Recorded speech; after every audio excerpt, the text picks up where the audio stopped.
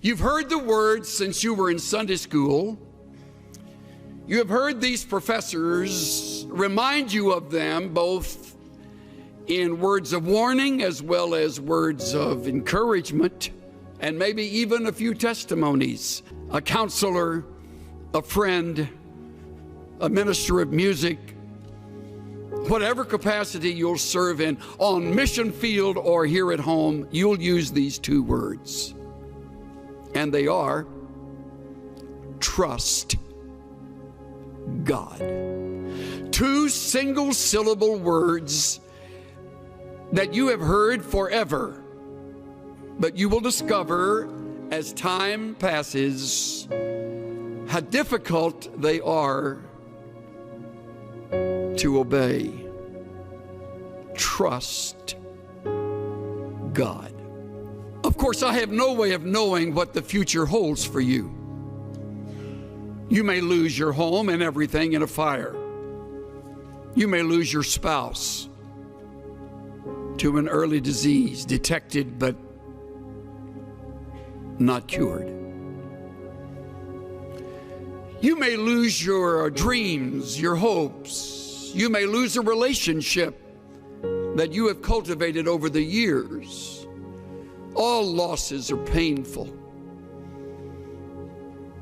And you will be brought back over and over again to the words of Proverbs chapter 3, verses 5 and 6.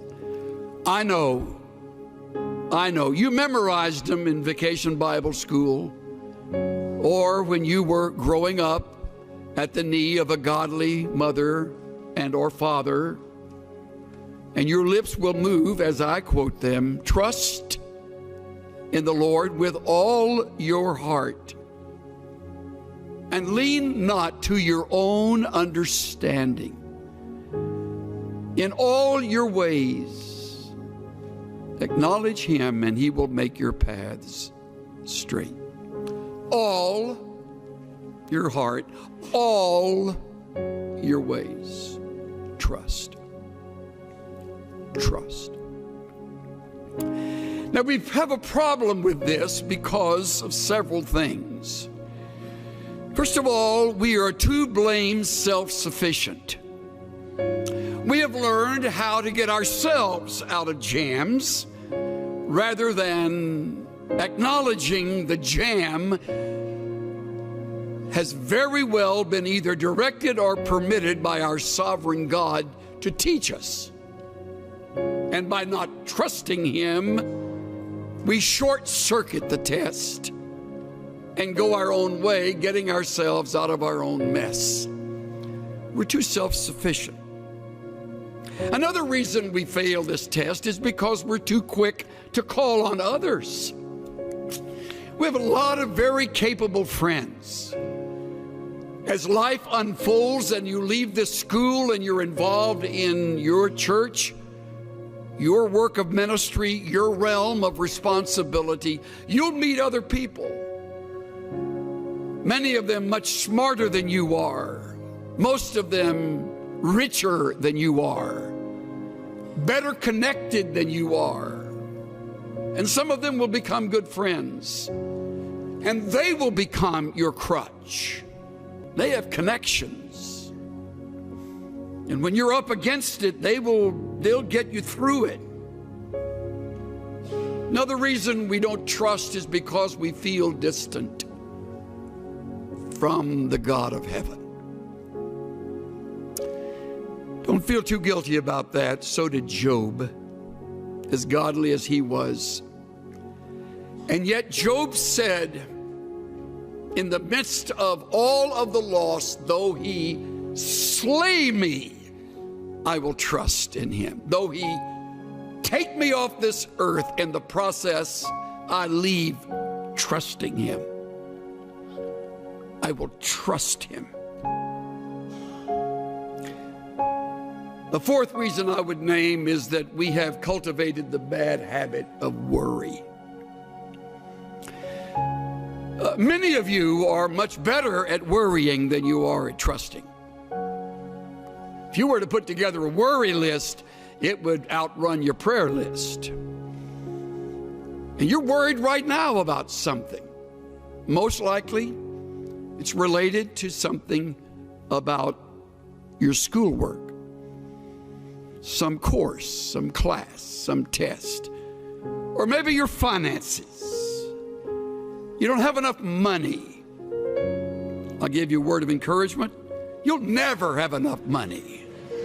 So you're worried now, you're getting good at it so you can carry that with you when you graduate, because you won't have enough money then. So you're worried about that.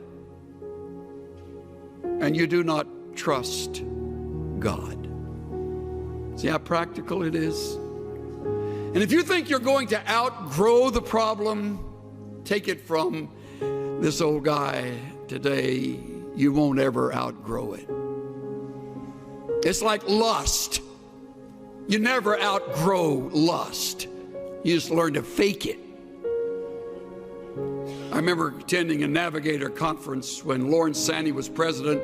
We were at Glen Eyrie, and they had a returned missionary, I think an 87, 88-year-old gentleman who Lauren brought up to the platform, and he was a longtime navigator. And Lauren said, "Tell me, Dr. So-and-so, when did you conquer lust?"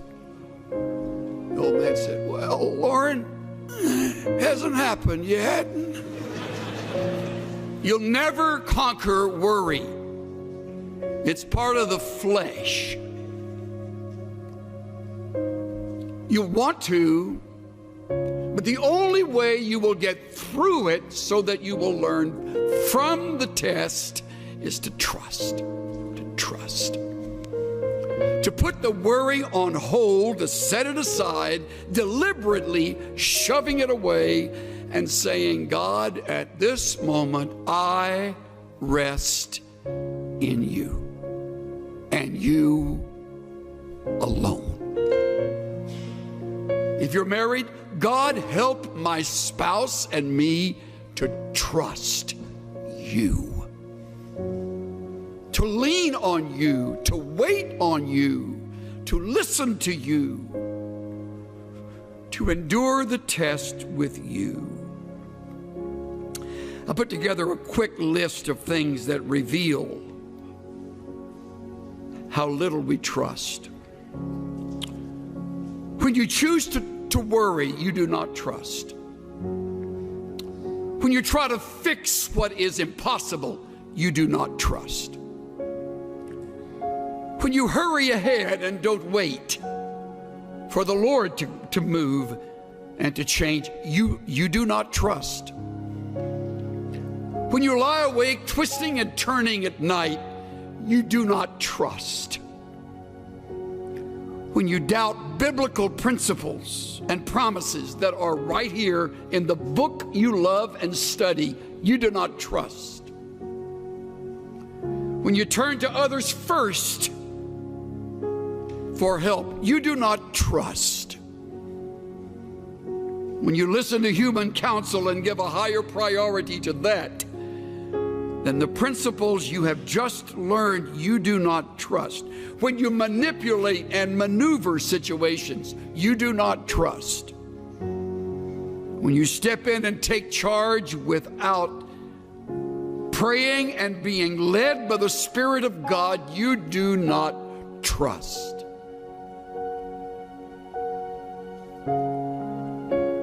When you cling to others in order to feel secure and needed and loved, you do not trust.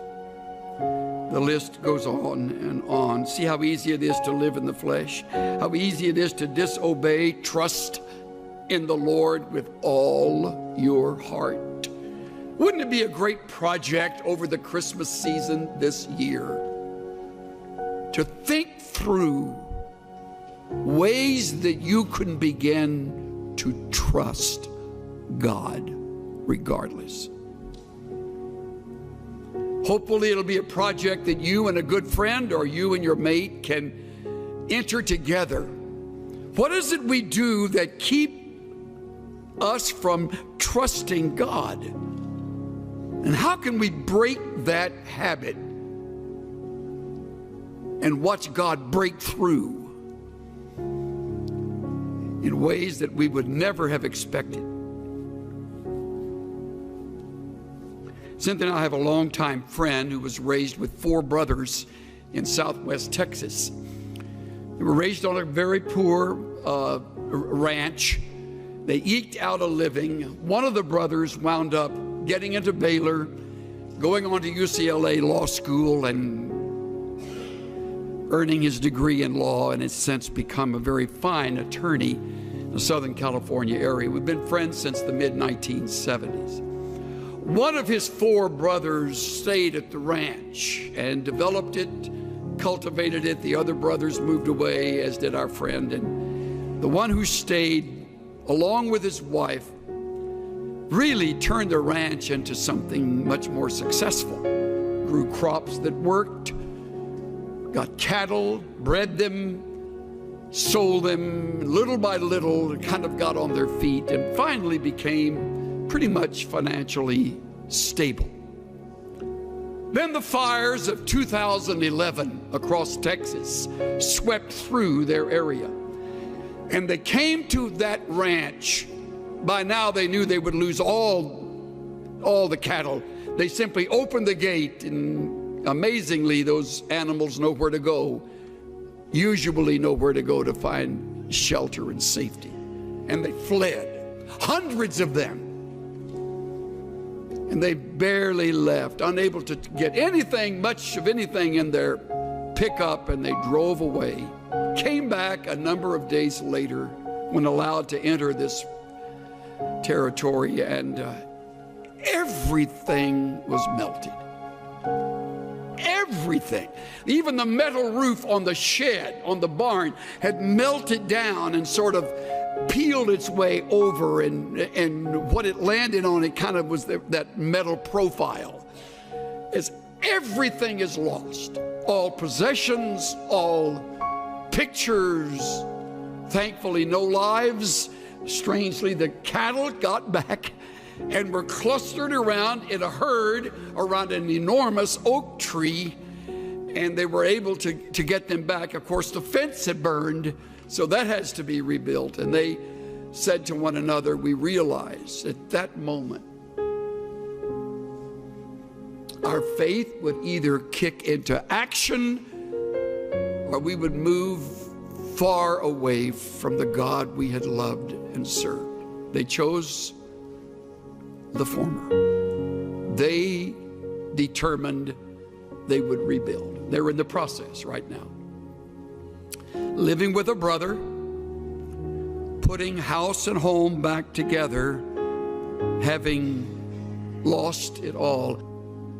And the Lord taught me through my shameful response, He'll win this battle. Trust Him. Trust me. Trust God. Just to rest upon His promises. Just to know, thus saith the Lord.